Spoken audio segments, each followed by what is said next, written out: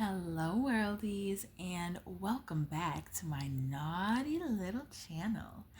I hope you are doing absolutely amazing. I feel like so much has been happening in the real world, in the YouTube streets. I feel like the YouTube streets have kind of quieted down, but I hope you all are enjoying summer now. Happy summer. I hope your summer bodies are here. I hope you were grinding all winter time. I hope you've been grinding all year long so you're not, trying to grind now because it's kind of too late, love. No, it's not too late, but it's too late for the first day of summer, but summer, hey, if you're not already snatched by the beginning of summer, then be snatched by the end of summer. That's a goal you can set for yourself. But anyways, I want to come on and talk about psychology of the dustily married because I don't think we talk enough about this. And just a quick disclaimer, I shouldn't have to be covering this topic. This is not a topic that should be relevant to my life, but I feel like for whatever reason, when it comes to the pretty leveled up women, dustily married women just, I don't know if they have a radar or if they have like one of those metal detectors or something, but I feel like, okay, how can I explain this? Like, you know how you can tell when a man likes you and when he's attracted to you? How some men, they will kind of be a little thirsty, a little obvious, and even very direct and stuff like that. Just always wanting to engage with you and stuff like that. I feel like when it's a man who's giving me that energy, it's like my mind goes to, oh, he wants to sleep with me, he wants to be seen with me, he wants to date me, something along those lines.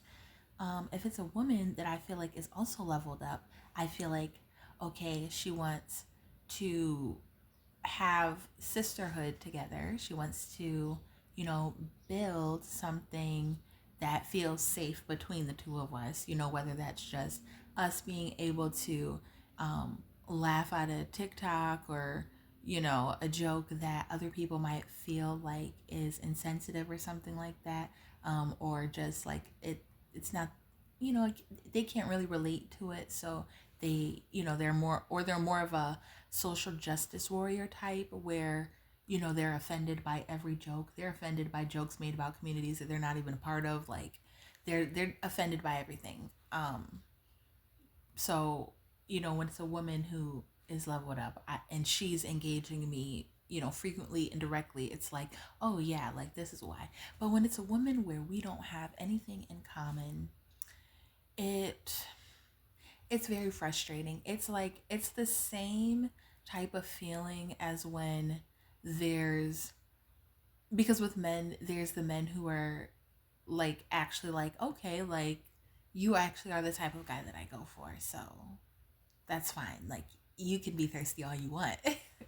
And then it's like, how the same guy can do the same thing, or two different guys can do the same thing. And it's like one of them you're attracted to. This sounds really bad, but like one of them you're attracted to, and he, you like his personality, you have good chemistry, and maybe you guys are crushing and stuff.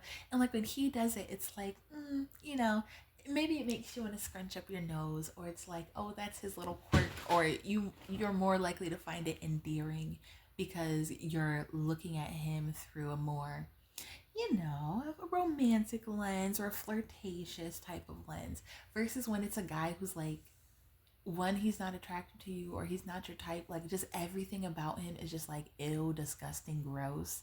So he could do the same thing, and when he's trying to get at you, it's like you literally like feel like you're being harassed. Like you feel gross and disgusting. Like, and I'm not trying to downplay like when a man actually is making you like really uncomfortable, and I also am not trying to say that like, oh, if a man is attractive then he cannot, like if there's chemistry or whatever, then he cannot be a creep or a skis ball or whatever. That's not what I'm trying to say.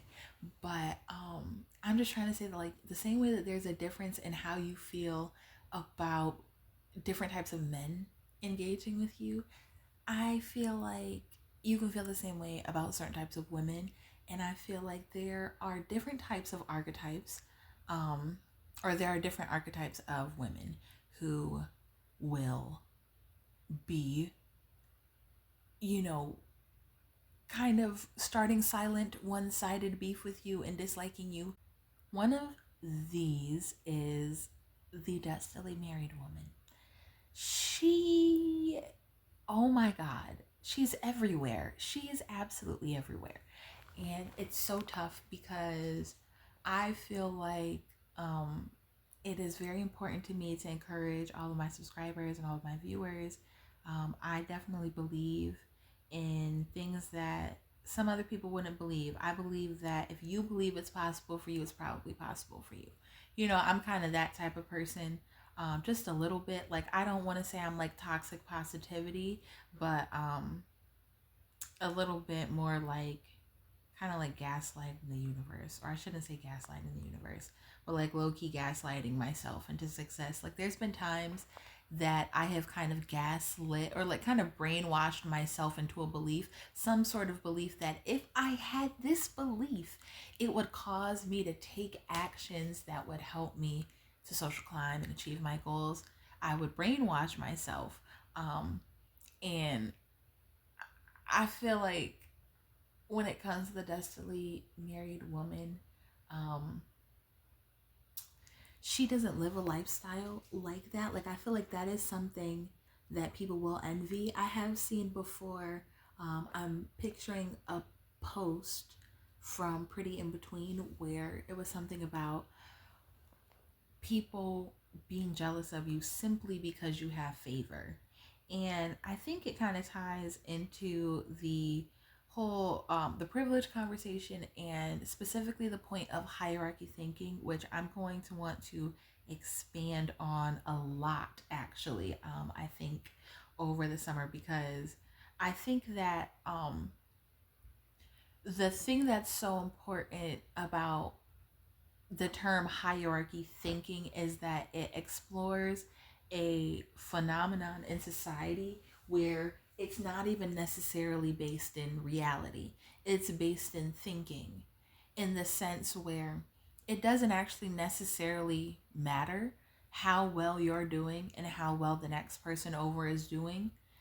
It actually, the jealousy and the envy will come from what does that person value? What sort of hierarchical systems do they believe in and resonate with in society? And where do they feel that they're inadequate? Where do they feel that they're superior? Because hierarchy thinking is not just a monolith. Everybody who has hierarchy thinking feels like rich people are at the top. Everybody who has hierarchy thinking feels like white people are at the top. Everybody, like, and I'm not saying anybody has said that. I just was thinking one day on the topic of hierarchy thinking, and so many of points that I've been wanting to make and different notes that I've been taking down and stuff have all kind of come back to somebody's hierarchy thinking, because I was literally in the shower today. And I was, I was enjoying myself, having a good time. And sometimes I just like have random thoughts that hit me. And I was picturing, I want to say it was Exotical Epiphany has a thumbnail that I think is like Mean Girls. I may be wrong, but I do think I could be mixing her up with somebody else. But sometimes I like have like a mental snapshot of what I feel like I saw. And if it was her and it was what I was thinking about, I think the caption or the title said something to do with like talking about Mean Girls or you can't sit with us. I'm specifically thinking of that phrase, you can't sit with us. And it's so funny like how people will gaslight you. You ever notice how when it's black women, when it's unambiguous dark-skinned black women who claim that they're at the bottom of society, they get to be empowered and say, I am going where I am celebrated, which, is wherever, according to them, it's absolutely nowhere in society. So they have to go all the way over there, and they get to be loud and proud about saying, oh, I'm so oppressed, so stay out of my business, But it's really weird that, well, at least to me, it's weird that people won't embrace you back, right? They won't celebrate you back. But when you're the pedestalized woman, you can't say you can't sit with me. That's really weird. Like, it's empowering if a Lizzo type is like, stay out of black woman's business. Or, what's the other thing I was gonna say? Oh, I'm going where I'm celebrated. You know, it's looked at as empowering, but it's really weird. Like, it's a societal gaslight of pedestalized people, and especially pretty women, where literally if you say you can't sit with us, like, I don't like how the context of that, the connotation of it is immediately that you are being mean, you are being unfairly exclusive, you're being exclusionary to be mean, to be a mean girl, to be a bully. When in all actuality, all of this talk that we've been having about pattern recognition and sharing our stories, we all can't be lying, right? At a certain point, it gets to where you can't sit with us becomes something that for me, I can reclaim. And I may not go out and say that directly, but best believe it's mentally in my head. And I don't want anybody to read too deeply into this. I'm a whole human who has a whole life. So this is not going to be like online necessarily. Most of the things I talk about are like my real life types of applications. Once I see you don't, it's so weird to me. Like, I can't stand people who are like this. People will literally like be like dustily married women. They will be trying to neg you, and it's like for in general, I will say when a woman is dustily married, 9 times out of 10, she has a dusty body, she has a dusty husband. Um, Largely women like that, it's like they don't even have security in their relationship. They're not getting the soft life, they're not getting princess treatment. Like, they're not living a fairy tale, they're not living a happily ever after. They just have a higher tolerate or a higher tolerance for bullshit than you do 9 times out of 10. And I will say a lot of times when it comes to the women who, I don't want to say, because I'm not trying to create a hierarchy, but I will say 9 times out of 10, when it comes to the women who are really beautiful, really stunning, those are more so like the category of the unattainable women, where like maybe unqualified, really cocky men will try to get at you, or will try to access you and try to neg you towards, like, they can already tell that you wouldn't be on their level. So that's their strategy, is to be like, I don't know, contrarian with you and want to, I don't know, like kind of haggle. I don't like, they just like to argue. Everybody has their unique personality. But then you're also going to have the people who are like, oh, this is just the price where it's set, and I'm willing to pay that. And I think it's really weird that as a beautiful woman, you're not supposed to apply that to your own life. Like, when it comes to women who are destily married, a lot of times they're living a constant state of a high cortisol. So they're stressed all the time. Why are they stressed? They're stressed because, you know what? Me personally, I'm not a dustily married woman. I've actually never been a dustily married woman. How do I even know that dustily married women exist? Because they're all over the internet. They're all over the internet telling on themselves. And listen, that's fine. I don't have any issue with them going online and sharing their stories. Like, share your story. That's actually great, because you are saving the next woman. And I definitely appreciate when women will do that.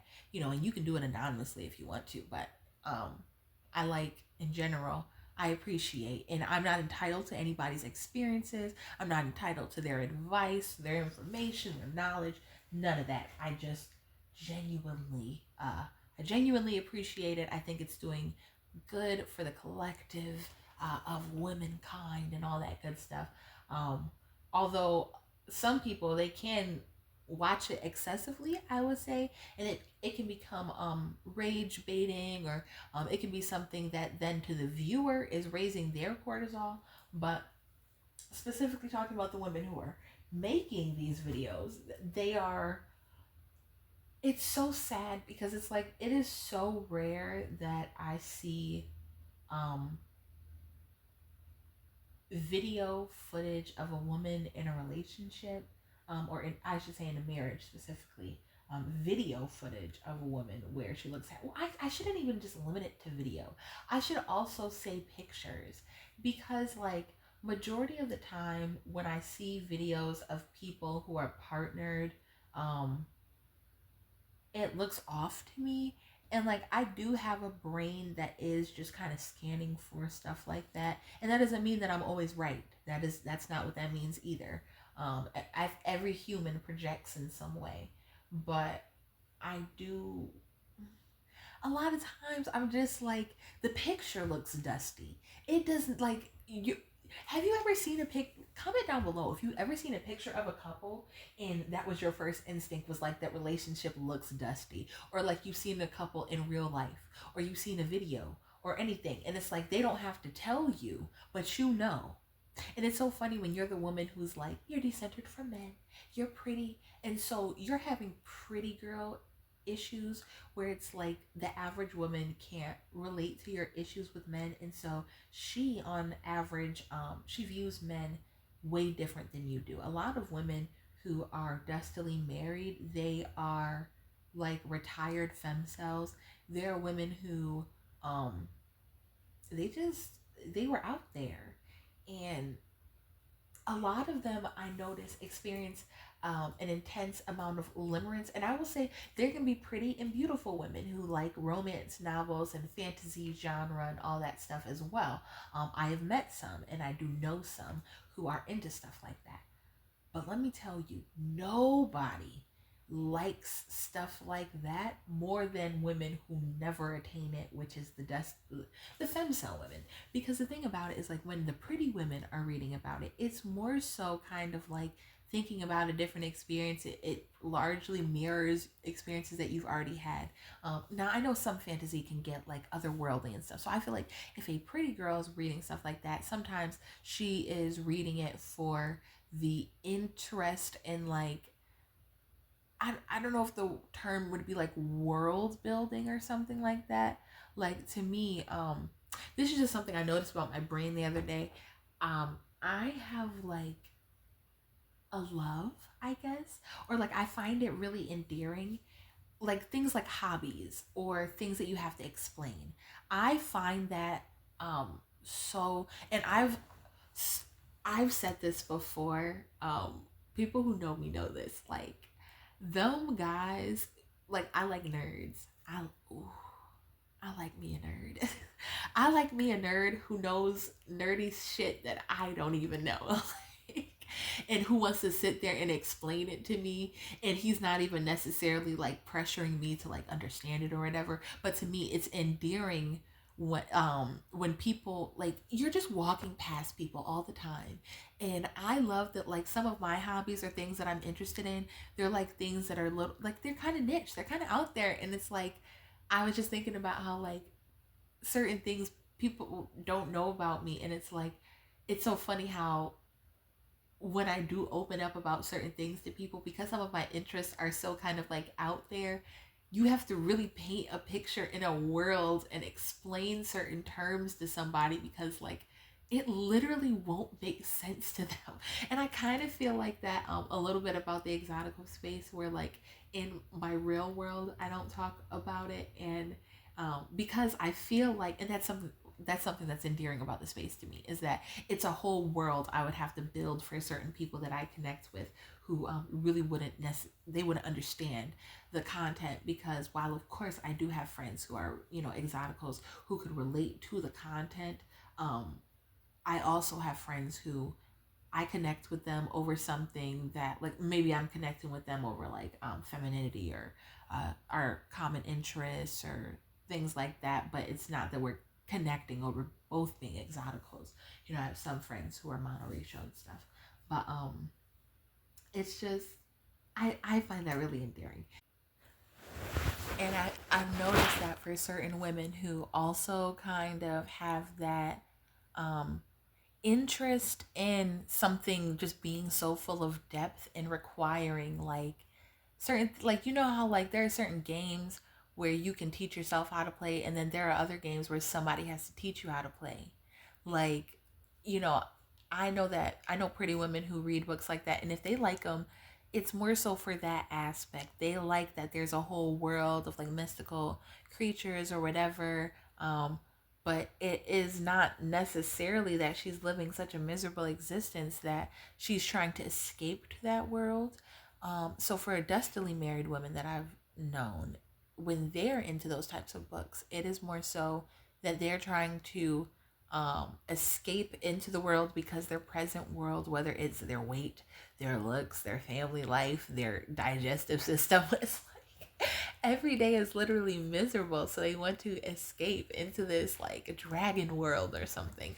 Or like a lot of them, I remember this one lady I knew. She was like obsessed with the romance aspect of it, and it was so funny because like I remember she she was a widow, and it was funny because like the longer I was around her, I found out that her husband was a dusty.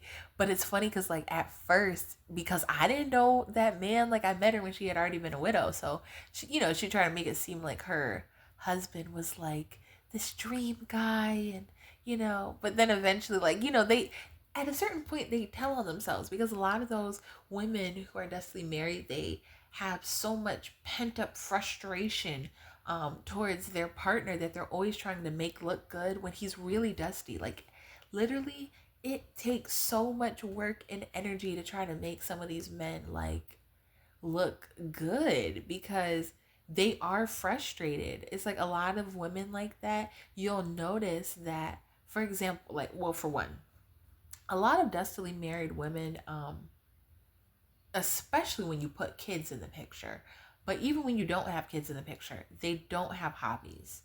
They're not whole people. They're not whole individual people. And a lot of people, they lose their individuality when they have a child. But, well, I would say women do. Men keep theirs intact, usually. But I would say also sometimes with dustily married women, a lot of them, what makes it dusty is that they don't have their own separate identity. So I've been around women like that. And it's the same thing as like a mom who has no life outside of her kid. The only thing she ever talks about is like, oh, so my kid did this. Look at a picture of my kid. And it's like, kids are great. Kids are literally so awesome and so cute. But you still have to be a whole person, because no kid wants to be their parents' entire world. Because like at a certain point the kid is young and dependent on you and attached to you at the hip. And so like if you if you don't have a life outside of them, it's like, you know, okay, you know, you probably don't have a ton of time for life outside of them anyways. But at a certain point, like you're going to notice you're going to notice how you don't have an identity, like when that kid gains more independence and everything. um but for some women, they lose that just when they're in a relationship with a man. It could be dating, it could be once they get engaged, then all of a sudden they're like that. It can be in their dusty marriage. And it's like, a lot of times they don't have an identity because they don't have time for an identity. They literally don't have time for one. And one of the biggest things about my channel, that if you were to take nothing else away, I would hope that I could, you know, maybe convince you that your desires are important. And 9 times out of 10, if you switch your belief system to my desires are important, my desires are worthy of being pursued, you know, my goals, my dreams are worthy of being achieved. They're not silly dreams, they're not silly goals, none of that. They are valid things, no matter what that is. Even if it's a silly dream, like I dream of redecorating my apartment. I dream of, me, certain things that I've done before, dreams that I've achieved for myself that I've had dustily married women think are silly. Little things like you could have the dream, I dream of having this certain aesthetic. I dream of being a fashionista. I dream of having my apartment or my house look like an interior designer did it.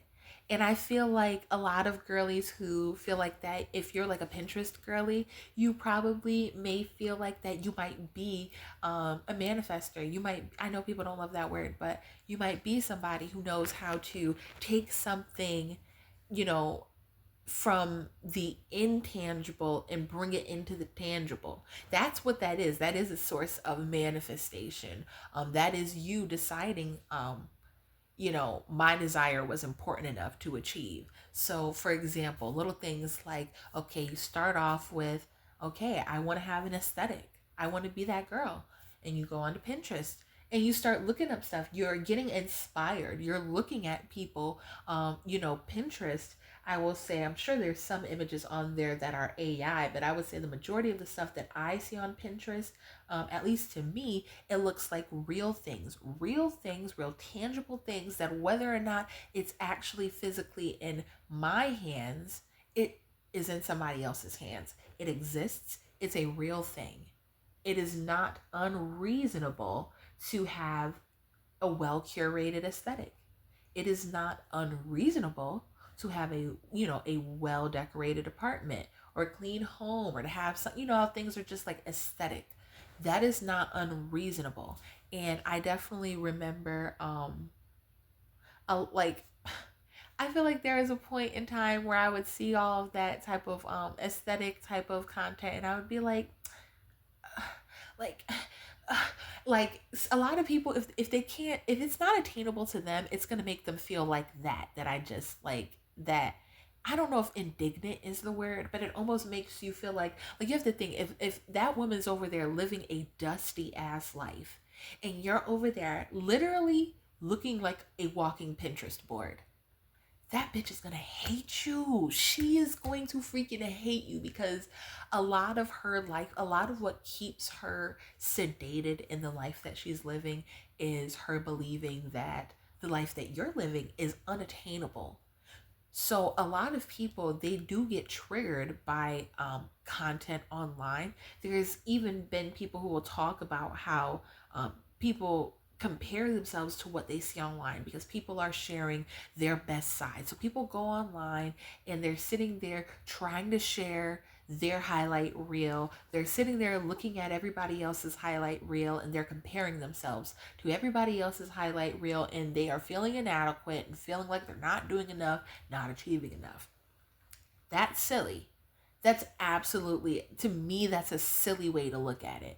When I curate my feed online, I don't look at it as like, oh no, somebody else did this. And so if you feel like you are missing out, like if you have that fear of missing out, you feel like somebody else is achieving something and your immediate mindset goes to inadequacy, I would say that that is natural and that's okay. But I don't think that it is necessary. I think that a much more productive mindset that you could try to shift to is being like, oh, they did it, so it's real. Somebody has done that. And even to be honest, the next step evolution of that type of thought process would be, oh yeah, there was a point where nobody had walked on the moon. And hey, if you are a conspiracy theorist, feel free to get down in my comments and go off about the government moon stuff. Feel free, because I don't know too much about it. It has recently come across my timeline that people believe in conspiracies about that, which I find conspiracy theorists to be extremely endearing, depending on how you come at it. If you try to tell me that I'm an idiot and an imbecile because I don't immediately accept a theory that you gave me, that's crazy. You sound like a nut job, and you should not comment. But if you are more so of the, hey, here's the info, and I am unattached to how you like either incorporate it or don't incorporate it to your life, then please comment, because I will read that. I take a little while to get back to comments sometimes, and eventually, once I grow like maybe too big to get back to all of my comments, maybe I'll stop. But I actually at this point am small enough that I can still respond, but it is definitely time consuming. And if any of you, this has happened before, if you're getting trolled in my comments and I'm not responding quickly enough, can you like at me or email me or something? Because that's happened to me before, like just being really busy in my personal life and maybe focusing on editing content or like scripting stuff out or brainstorming, and going, like, to be honest, I don't know why. For one, is like, if you're a YouTuber, you will know this. I feel like in your YouTube studio, to see all of your comments, it seems like you have to go into your community tab, versus like some other ones I'll just get a notification for. But I don't know why this is, that it seems like I have to go into like the community tab in my YouTube studio to see all of your comments. For so like literally months into my YouTube journey, I had no idea about all these comments I had never seen. And it was so funny because like I wanted to go back. I didn't have to go back and reply to them, but I wanted to, and I went back and replied to them, and like some of them were like people sharing their experiences, people disagreeing, and it was so funny. Like some of them were like people like literally shading me so hard, and it was so funny because it's like, I wonder if like me not replying to it or engaging with it at all, because I literally didn't know it existed, made me come off as like a badass or something. I don't know, but it just depends on my mood how I'm gonna respond to something like that. But where was I just feel like it's really crazy because I don't like how people will feel as if they are gonna gaslight me about their relationship. I don't like stuff like that. Like when it or I was talking about aesthetics and stuff like that. I don't like when like you're over there in your dusty life and you like, I understand where it comes from. I do. But it is frustrating to me when people come like that, because it's like, okay, I understand that like if you're like literally scraping by trying to feed seven bald-headed children and like of course you're in survival mode, and so you don't have an aesthetic life. Your life is not aesthetically pleasing. Your life probably has really weird smells from all them 8 bald-headed children, and whatever man gave you all them children, there's probably some pets up in there, and then there's a house or an apartment or something, and then who's cleaning it? Is it you clean? Like, you know what I'm saying? Like, so much going on in that woman's life compared to your life, and it's so frustrating because it's like, me, I'm an extra type of person, so it's like, okay, like, you're not gonna bully me into being a plain Jane. And this is no shade against the plain Janes. When I say plain Jane, I just think about like the girls who like, they don't really have they're just kind of simple.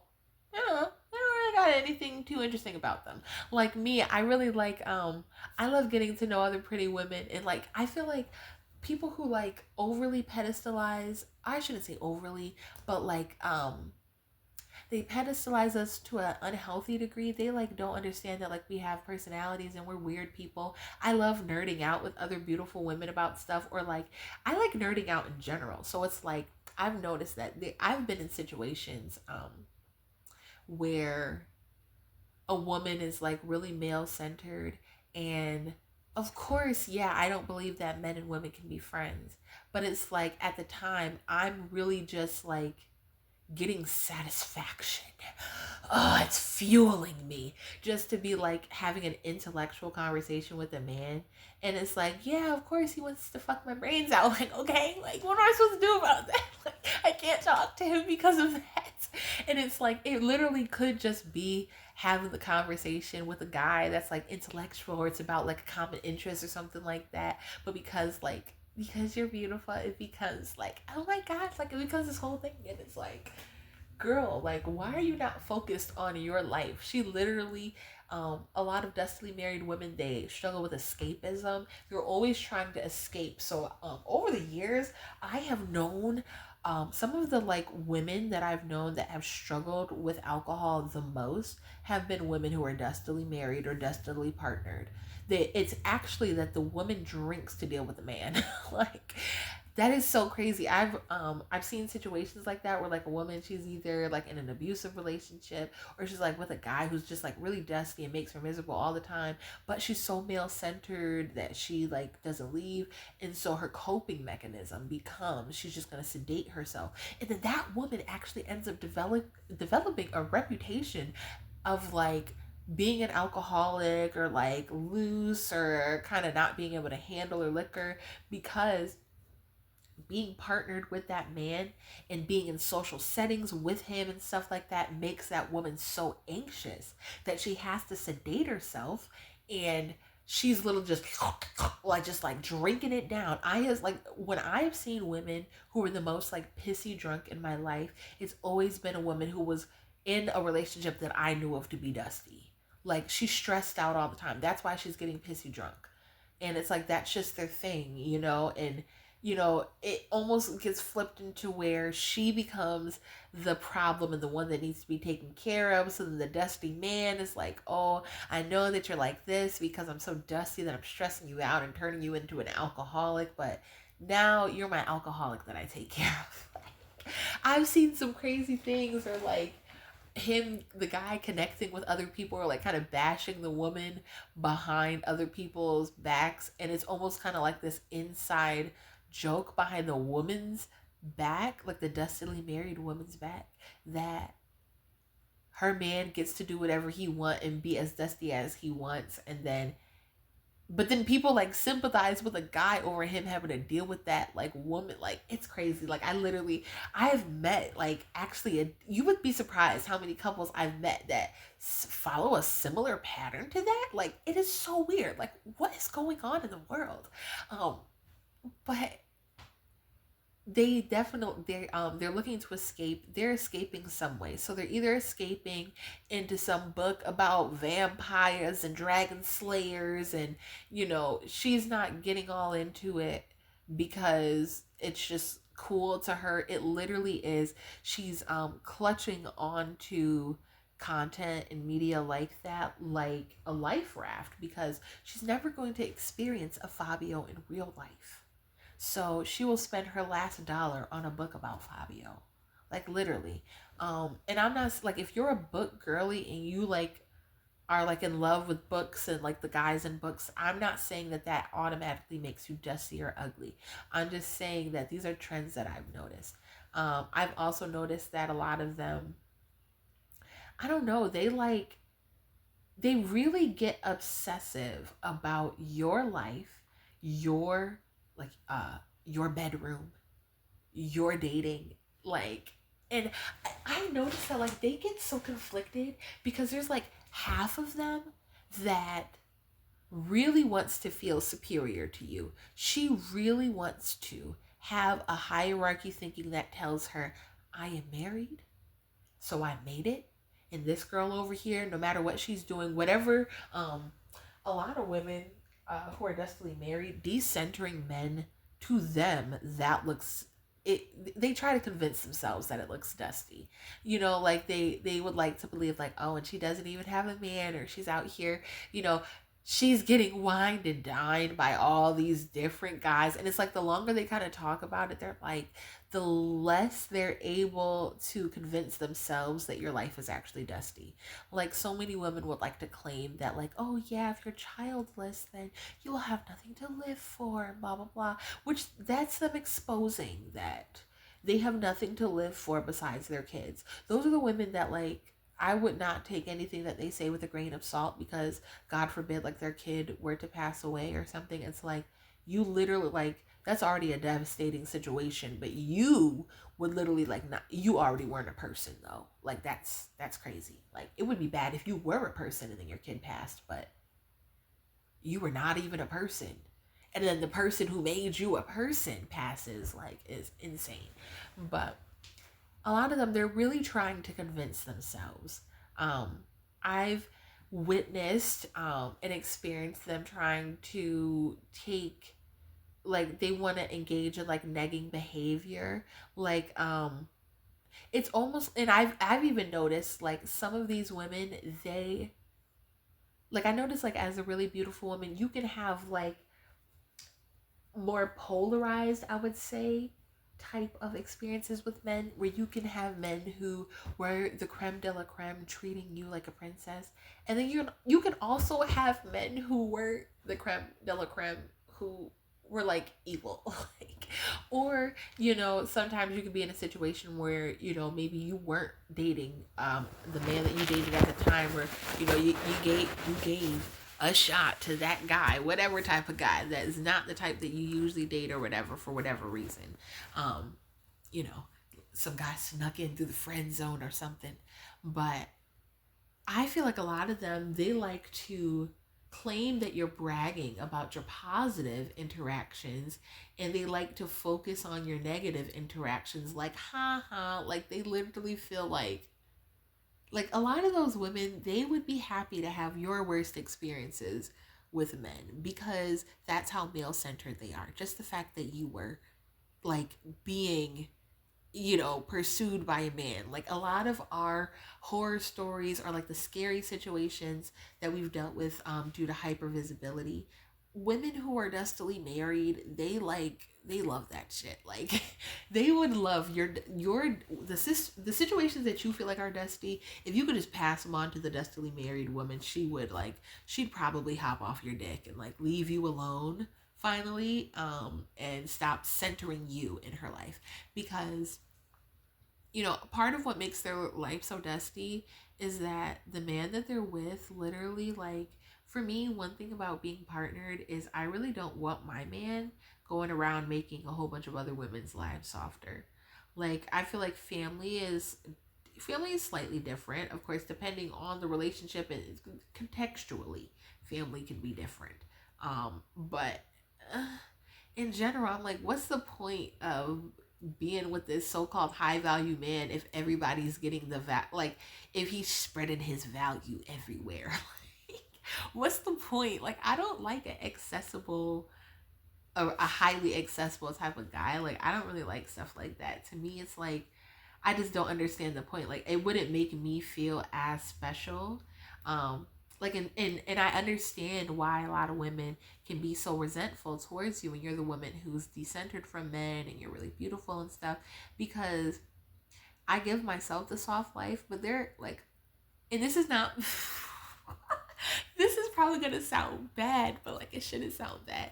There are a lot of other women's men who make my life softer, and it's not just on the grand scheme of, like, oh, that man built the road, that man is the construction worker, that man is the electrician.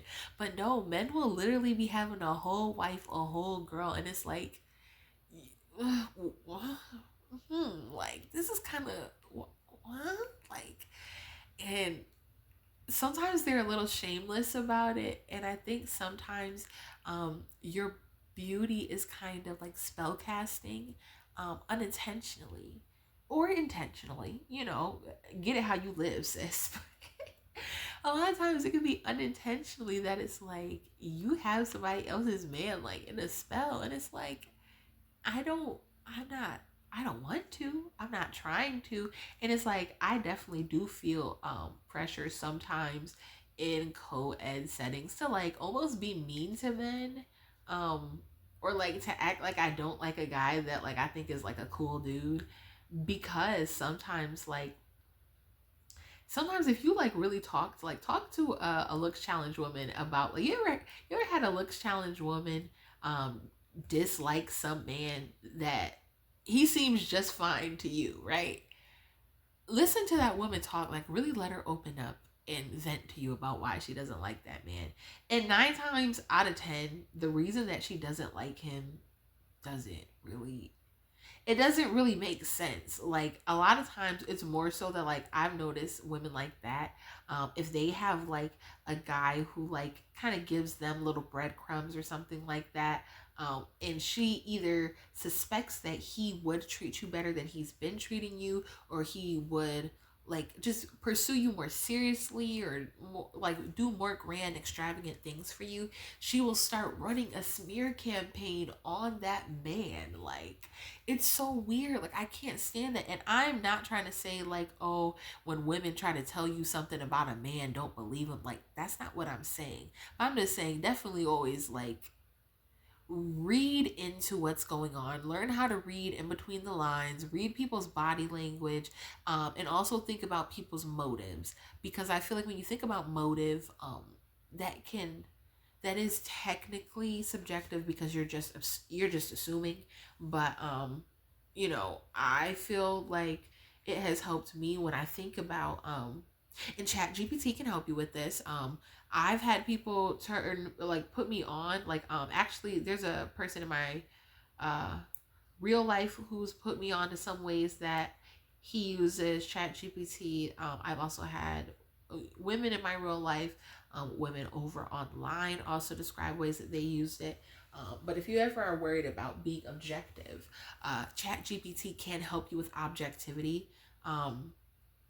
Now, it's not 100% foolproof because in the time between something transpires and when you put it into chat gpt, it does become subjective at that point, at least to a minute degree. At the very least, there could be difference between you saying so and so huffed, so and so sighed, so and so said, so and so stated, so and so exclaimed, so and so yelled. So little things like that, just for argument's sake, can add a small degree of subjectivity in there. But in general, you can literally tell chat gpt about a person in your life, and hey, what might this person's intentions towards me be, what might their motives be, and little things like that can help you read somebody's interactions, because two people with different motives can interact with you in the same way sometimes. And reading the interaction through, well, this person has this motive, and so that, little things like me personally, like if I feel like you're my hater archetype, I'm always going to read everything you say as shade. It's always going to be read as shade. It's always going to be read as you're trying to be funny, you're trying to sneak this, whatever, because 9 times out of 10 that's the truth. And I'm not going to give you the benefit of the doubt, as much. But if you're somebody who's like, I don't see any reason for you to like have an issue with me necessarily, I'm more likely to get curious. But yeah, I don't get curious about Dustily married big back beluga bitches. I don't. I do enjoy. I actually do. I take a bit of joy in how they, in the psychological pain I know it causes them when men are unfair and when they're visual. Like it's very nice because I'm not male centered, and it's like even when it's a good guy, I try to surround myself with good dudes and stuff, and it's like I don't pedestalize them though. I'm just like I can recognize an acquaintance's like positive characteristics and this, that, and the third, but to me it's like I feel like as a pretty woman, I don't know. I just feel like you can feel a little different about men. I feel like we can have a tendency to be just a little bit more detached, even if you're partnered. Um, I just feel like we can deal with men in a more detached way because we've seen things that other women kind of don't believe, like on the positive and the negative side. Like some women, like their negative is they got stood up. Your negative is that you like got stalked, like a man, like you know. And it's not funny, it's not cool, it's not cute, none of that. But you can literally cross over into dealing with like obsession and stuff like that. Like crazy situations. And then even your positive situations, her positive thing might be that he brought her to a $2 movie on a Tuesday. And your, most peak experiences with men have been, you know, I would say a lot of times it's the things that with pretty women, oftentimes we have things to show after the man leaves. So whether that's him moving and shaking things, in our wallets, in our, in our careers, in our bank accounts, anything like that. If he knows that you have certain hobbies, he can just invest into that. Or if you have something that's already going on, whatever it is, it can be also networking. A lot of times men, it just seems to stroke their ego. Like a lot of them, they love the thought of like a young promising ingenue. Like, and not saying that you can't be that. Like, I don't believe that type of dynamic expires at a certain age necessarily. Like, because men still have money when they're old. You're always gonna be younger than somebody. So. But there are lots of men who like, they do like to. I've noticed that some men, depending on what culture they're from, like let's say they're from a culture that doesn't flirt very directly, or overtly or sexually, like, like black and Hispanic guys, they're like, like they're up on you. There will never be any type of question. I don't feel like you're ever gonna have a story about like a black or Hispanic guy who is just hanging out in your friend zone or something like they're not, they will not. They're not hanging out there. You try to put them in the friend zone, they're gonna keep trying to march their way back. They're gonna try to cock block everything you got going on. Like they will not shut up. Like I don't feel like they are as calculated, but I feel like men from other communities sometimes can be a lot more calculated, or trying to date you more so in like a friendship perspective, or like friendship is not the word, like plausible deniability is what I'm talking about. Like some men, I've noticed that they more so will attune to your needs and your desires, and that is like their way of pursuing. So they might not necessarily be as sexual as how some guys will be, but it will be more of like a build up and him just like doing things through action, versus I feel like some guys, they're really good with like their talk game. They can like tell you like, ooh, baby, like they can say all these things that they're gonna do for you. But some men, and I'm not saying that the men who have all that talk and all that swagger don't actually back it up, because a lot of them actually will. Like I feel like if you date the men who have the money and are professional and everything, and they're black and Hispanic, they're just going to be swagger, and a lot of times multiculturalism as well, along with the money, but some men, they might not have the swagger, but they are going to put themselves in proximity to you, and they're just going to, like, I don't know, it's almost like they become like your fairy god. I shouldn't say brother, because that's kind of nasty, but like I noticed that like guys like that, they just start making your life softer. And it's like some of them, especially in a post Me Too environment, some of them, like, you kind of have to, like, you don't necessarily want to be the aggressor, because he's already being the aggressor by everything that he's doing for you. But you sometimes have to show him that you're not going to Me Too him unnecessarily. I'm not saying like you have to be like, yeah, boo, feminism, like, but you can have ways to give choosing signals and say, what you're doing, this is fine, this is good, and we can do other things too. But some of them, they'll try to just keep it very respectful, keep it very above board, but at the same time, like, the way they're doing it is that they're giving you princess treatment. So it's still gonna cause, like, I feel like with the black or Hispanic guy, he might actually be like actually saying something sexually about you that might ruffle the dusty women around's feathers. But I feel like with other men, it's like, it's how they're gonna treat you that just starts making people feel some type of way sometimes, where even if they're a nice guy, they're not trying to be a bad guy, they are still visual creatures and they still just like what they like. They're still, at the end of the day, they're selfish. Whatever you're imagining him to be, oh, that's just Tommy. That's just dude. That's just whoever. Like, he's a man at the end of the day, and whether like if he's a man who's in his masculine energy, he's gonna be trying to woo you. So if he's got the money, he's wooing you with the money. If he's got status and connections, he's trying to woo you with that. He's trying to move and shake. He's trying to make sure that you feel it. He wants you, like, he literally just wants you to. I feel like guys like that. Sometimes they just want to turn you on. Like other guys, they might want to turn you on with like more so like dancing, touching, being more like overtly flattering and like sexual and stuff like that. Versus like other guys, it's more like they want to make you wet by like making your life so freaking easy. Like, and they want to get it to the point where it's like you're about to jump on them. Like, I don't know what it is. They don't want to be like, a baby, let me rub on that booty. They don't want to say that. And I am not pedestalizing any type of guy. I feel like there are dusties in every culture.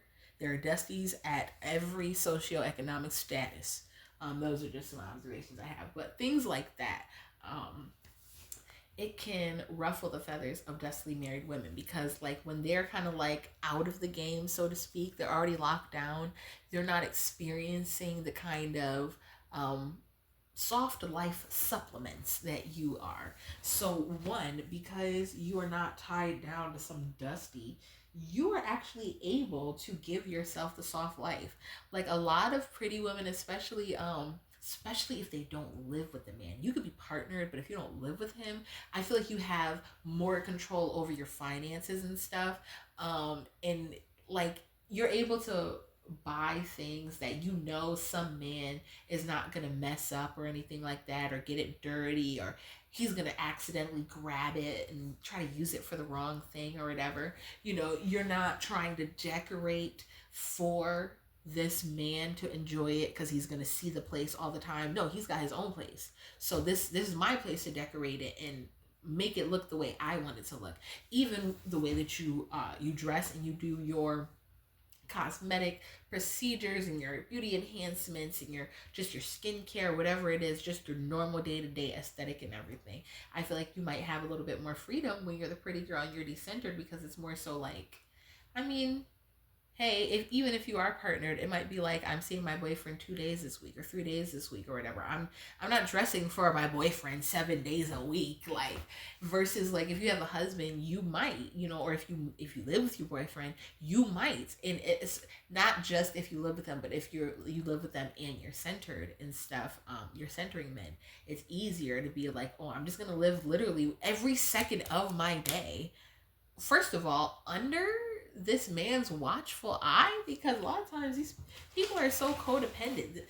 Ma'am, you don't have any hobbies, so outside of your 9 to 5, you're just going home to be with that man, or that man's not home yet, so you're just going home to wait on that man. And then if you cook food, you're cooking what that man wants to eat. Like, I literally see women who are always talking about how, you'll see, the man is like on a trip or something, or he's not going to be home for dinner. And literally the dinner always gets simpler. Why does the dinner get simpler? It's because the woman is always doing more labor when she's cooking for the man. Not because she's making an extra portion, but because the low energy, low effort, low labor thing that she wants to make for herself is not good enough for him. It's not good enough for his standards. And 9 times out of 10, they probably don't have the type of dynamic where she's like, okay, well, I'll just make myself my little simple thing. And if you want to be Chef Boyardee, you go in there and chef it up. No, it's like, okay, he likes this, or this is his mom's favorite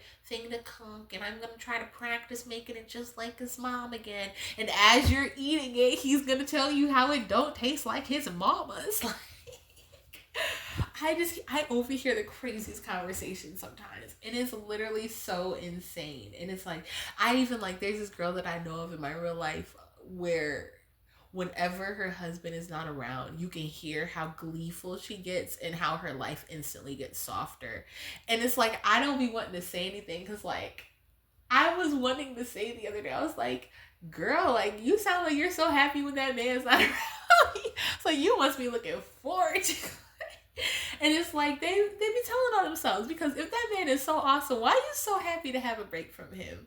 If that man is so good, and all the women who are decentered from men are only that way because of insert whatever, copy paste whatever ridiculous type of assumption, something to make them feel better about themselves. Yeah, she's decentered from men because she couldn't get no man like my man, my dusty man who got me living in the projects, my dusty man who always trying to eye fuck my cousin at the cookout, my dusty man who just cheated on me last year, and we've been in therapy for this past one. Like, come on, like my man who knows I hate my job, but he don't make enough so I can't, so I don't have to work this job. That man, it's like they're swirling around all in their head, because every day they're sitting there trying to decide, like a lot of them, they really want clout off of being a wife. They really do. And I totally get that. Like, I get it. Like, it's a very pedestalized thing in society. But it's like, at a certain point, you gotta really be like,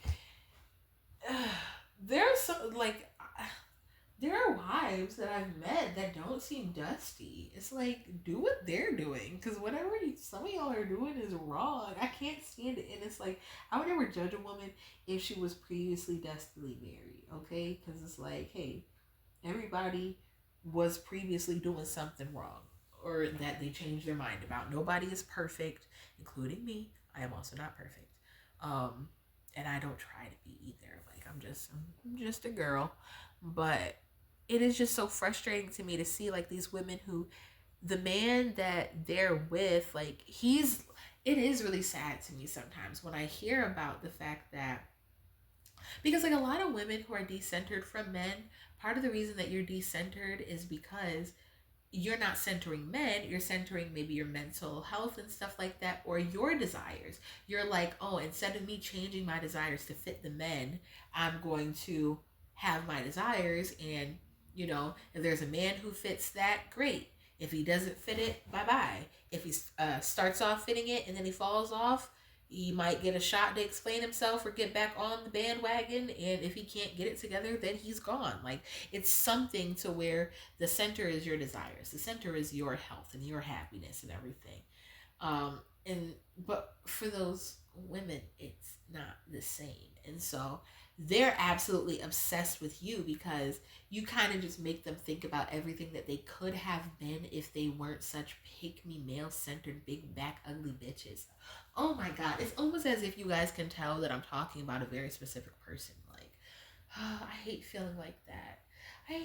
But this is still observable across multiple people, even if it's not the one person that I'm thinking of right now. I'm thinking of multiple women.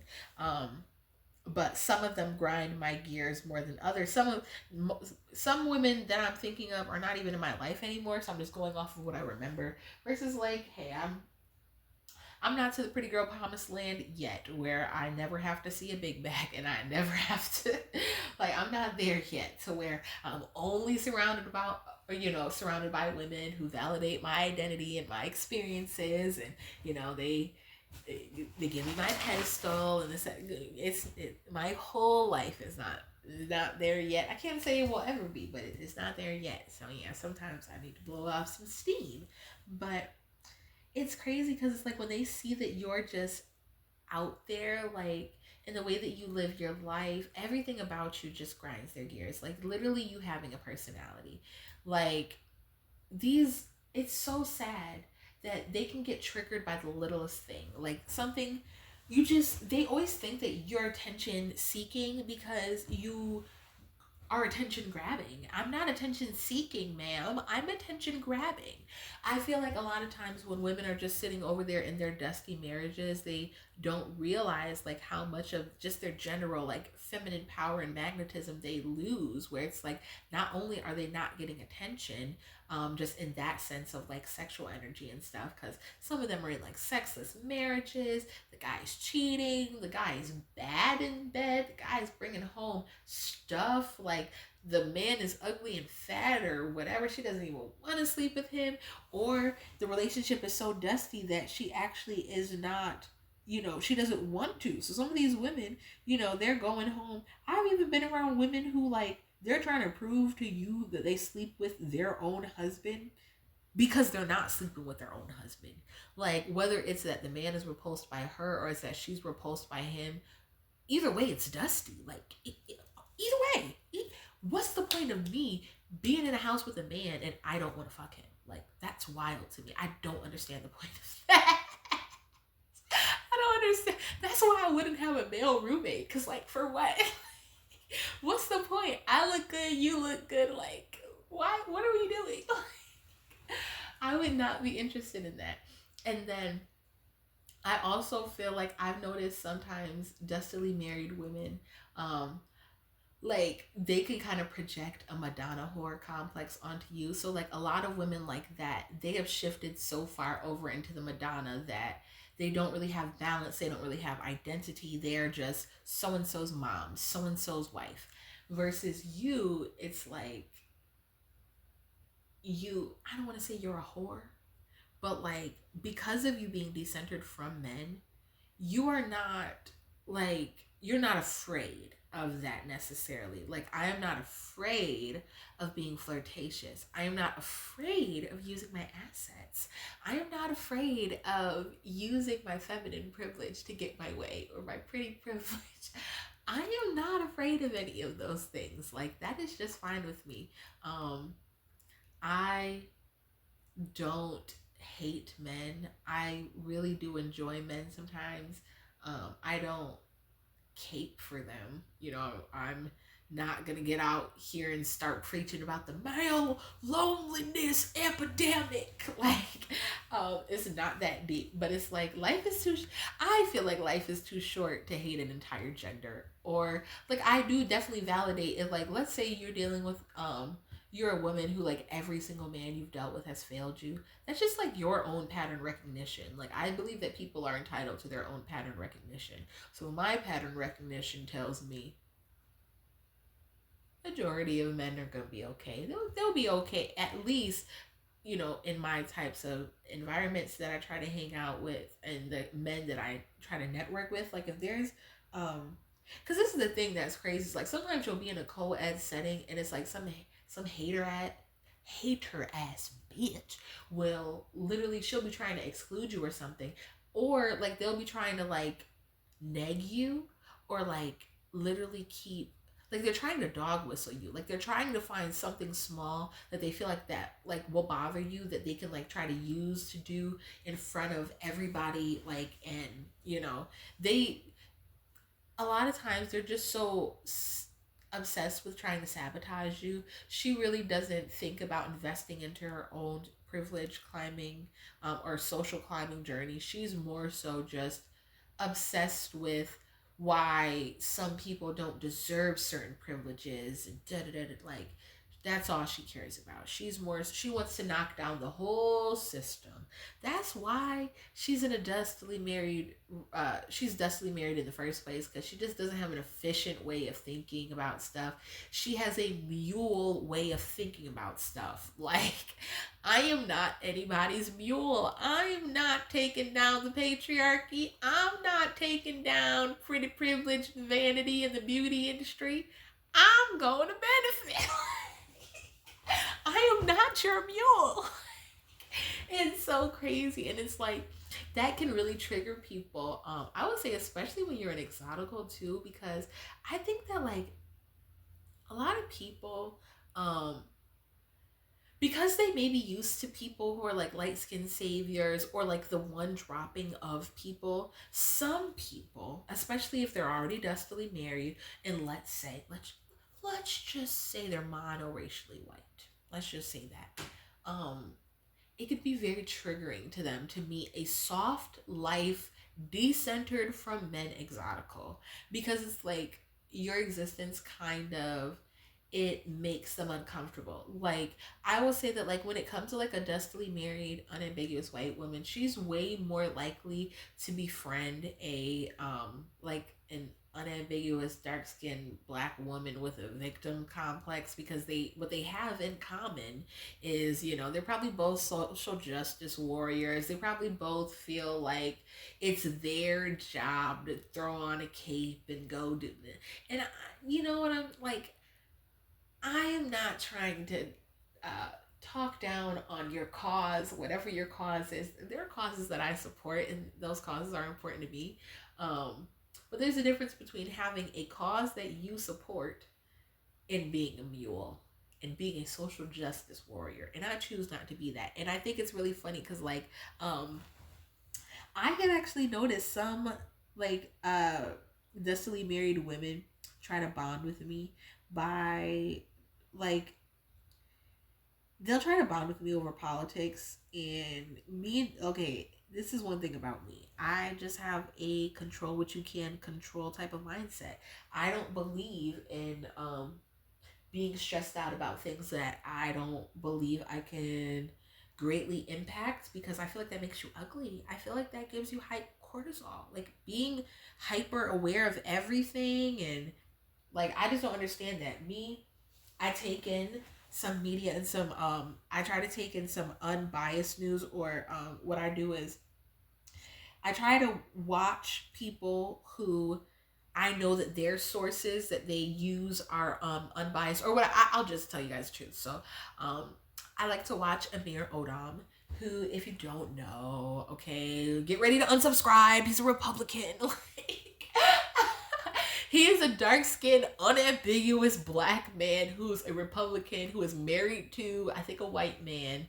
But on his platform, he talks about, he gives political commentary, but he uses and promotes, he has a partnership with Ground News, where they actually poke at the left, right, and center, and they actually highlight where each political leaning is not being as thorough as they could be with their information, or if they're skewing certain stories, if there are certain stories that they're just not covering, if they're using inflammatory language and stuff like that. So that's why I like to watch him. But me personally, like, whether or not I align with all of his thoughts on everything, I align with, I'm not gonna sit here being stressed out. Like, why do I have to be stressed out? Can't somebody else do it?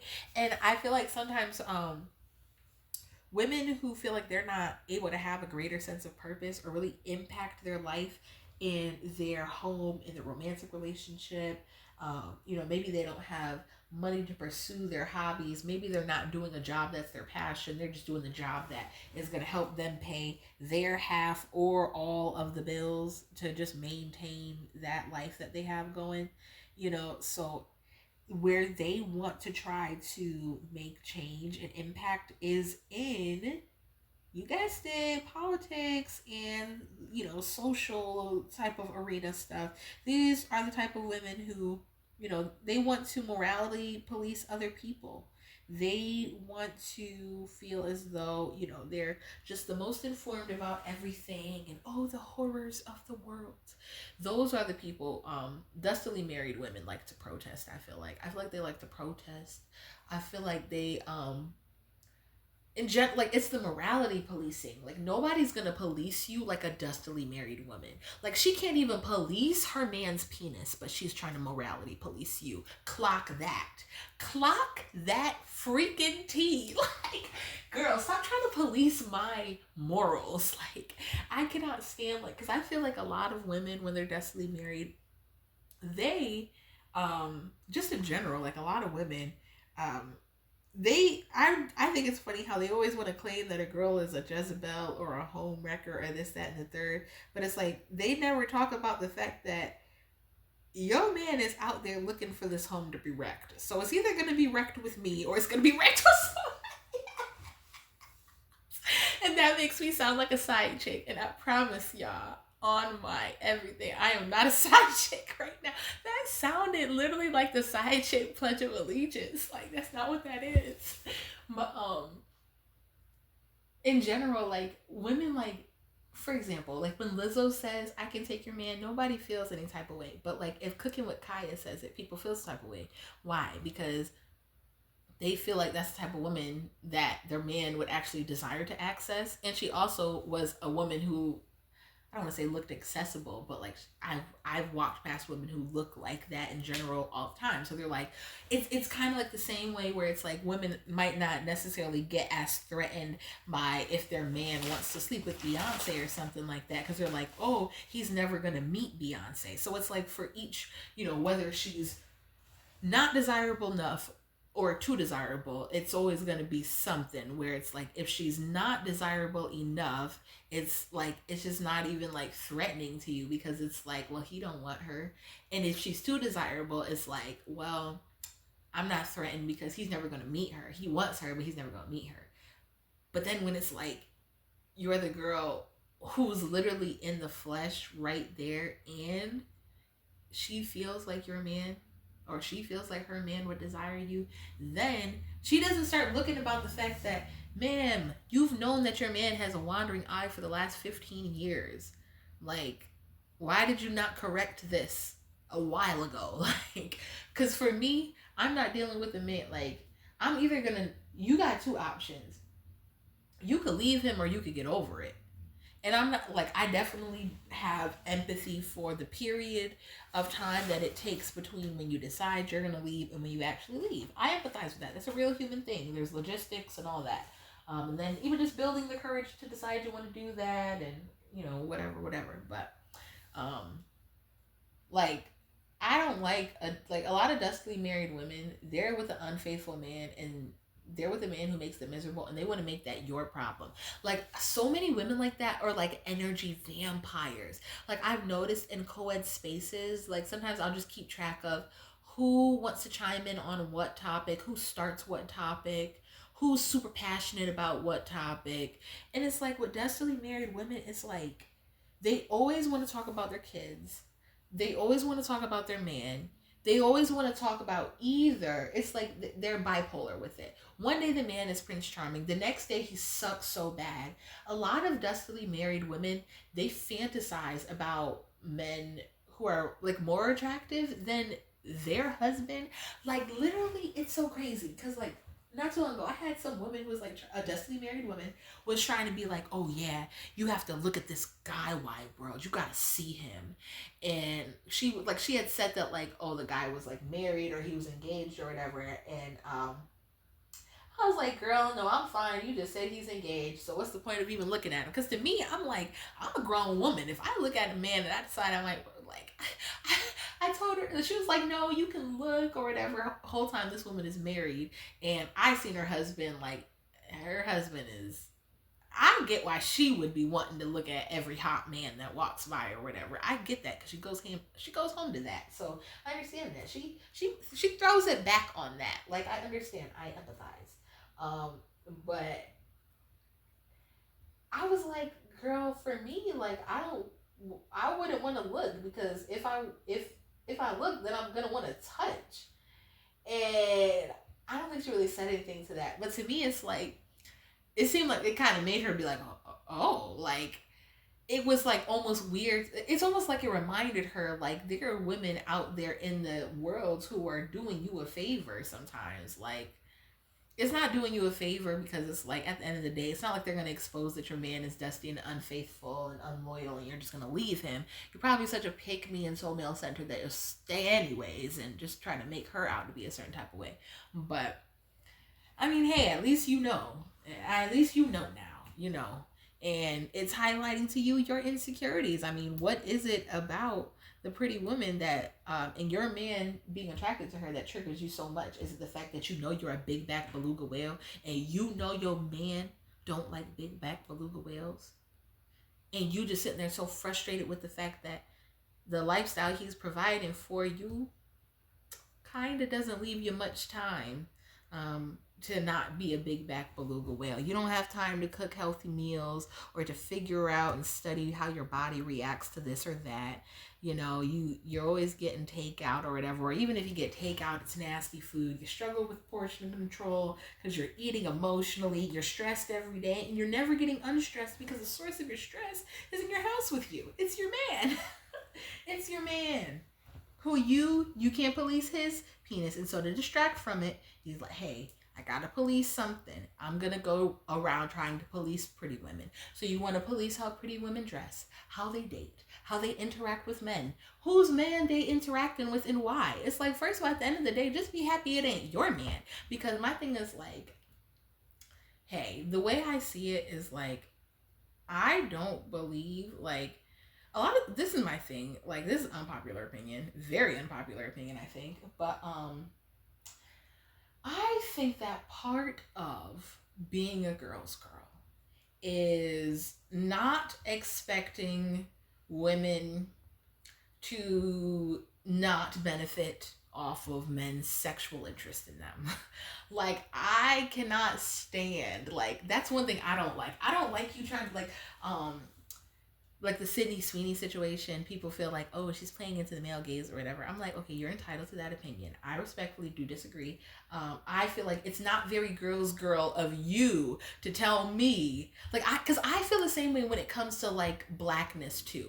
I don't like the whole, don't perform, Nelly, don't perform at this situation because it's for Trump. But I don't have another venue for you to perform at. I can't write you a check to replace that check, because at the end of the day, okay, yeah, you can go be your social justice warrior. I want to be the most moral person, and you're gonna be broke. Like, at the end of the day, you are not gonna shame me into missing out on money. Like, I'm not gonna do something against my morals, but I'm also not gonna I'm not gonna allow you to make me feel like because blackness is part of my background, then I have to have this as part of my morals. I'm not going to let you make me feel like because I'm a woman, then you get to police me into not benefiting off of men. Like, no, like, I'm not doing that. Like, I cannot stand that, because half the women who will tell you, they'll try to make Sydney Sweeney feel bad about making some money off of the bathwater soap. But those same women, if they had her same sex appeal and her same personal brand, they would be collecting those checks too. Like, you're not gonna play with me. You're not gonna morality police me. I mean, if you ever get confused about which part of YouTube, which side of YouTube you're on, you could just look at the channel banner. You could just look at the profile picture.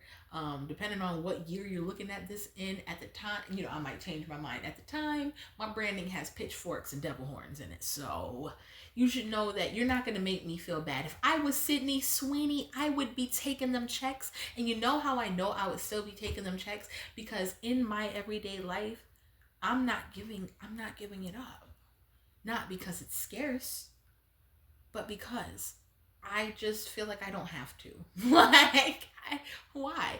And I could feel differently today. I'm pretty young, so like I could come back to y'all in a year and say, guess what, retracting this, or in 2 years or whatever. That I'm a person. I am a human. I am growing.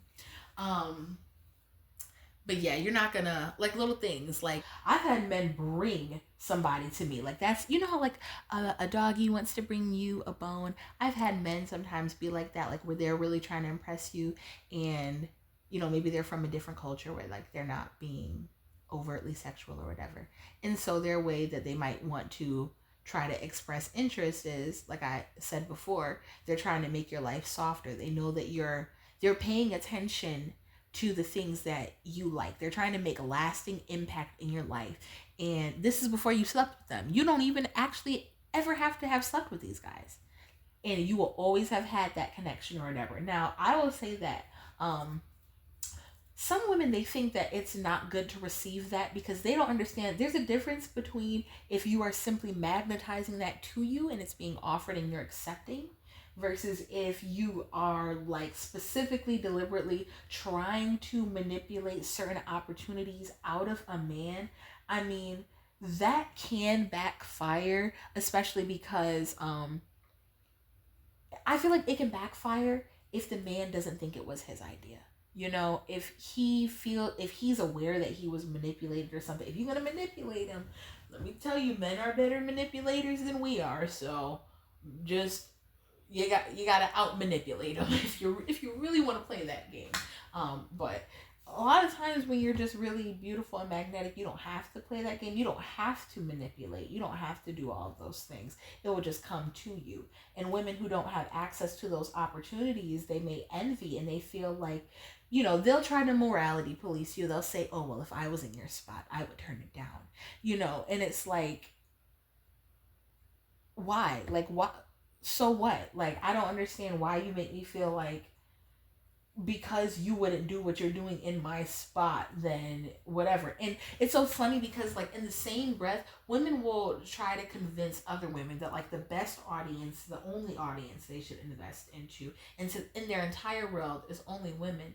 And I'm not saying I disagree with that, but I will say at the same time, when a woman uses her right to choose and her freedom of expression to do something that other women disagree with, they will withdraw their support. So, and it's kind of like you you never really can win. I mean, people can say that you could not accept the help or whatever, but it's always going to be something. Like a lot of times, um, men are, if they want to make an impact and they're trying to impress you, they're going to do it. Like they're going to, I've been in situations where like just walking into a co-ed setting, kind of like I feel like in general like I'm not mean to men, I'm polite and everything, but it's like depending, I'll take survey of the women around and I'll immediately clock. I'll be like, you seem cool, but I might not want to talk to you here in front of her because I feel like she's gonna, you know, sometimes, you know, some of the, when you're around femcel women, sometimes you can kind of detect how thirsty they are for male attention, and you almost like learn to walk on eggshells if you're going to be around them, because you're like, this is going to trigger her, this is going to, you know, make her feel excluded, this is going to make her feel rejected, so, you know, I don't want to do this, I don't want to, you know, I don't want to set her off. But you can't live your whole life like that. At least I'm not going to live my whole life like that. You're not going to make me live my whole life like that. But, you know, I just think it's really hard because you don't know what the next girl's going to do to pay her bills. And like, I don't think it's a healthy mindset to just put people up on such a high pedestal to where you want to look down on them from beneath them and say, oh, well, if I had your pedestal all the way up there, and I'm saying this to you from all the way down here, I wouldn't do that, because that's a way of, let's bring in hierarchy thinking. This person is trying to be morally superior to the person that they may feel like has more wealth privilege. Maybe they have more just status. Maybe they have more sex appeal. Maybe, you know, if this person pedestalizes whiteness or whatever, they say, oh, well, this person has more proximity to whiteness. They're going to say, oh, well, you have this, that, or the third. And so you can't capitalize on it anymore. And especially when it comes to the dustily married women, I've noticed that they really don't like that, because those are the type of women where they're not really experiencing any privilege. I mean, the most privilege you can say they get is maybe a little bit of leniency with time off and a job because they've got a family. But even that in and of itself can bar women from advancement. So I guess if she doesn't want to advance, that's fine. But I mean, you know, I just feel like I've been ranting about this so much. It's just that, like, being around dustily married women is like, oh my God, it's really triggering to me. I find it to be really triggering, and I need to stop doing this to myself. But it's like, at the end of the day, I don't want to have to live my whole life avoiding hardcore everything that triggers me. I definitely do my best to curate an experience to where I don't have to come into contact with them ever is too much, but sometimes they're around. And so what do? I think about it as like, well, I could just remind myself that this woman has hierarchy thinking, so no matter what I'm going through, this woman feels like I'm a better bitch than her.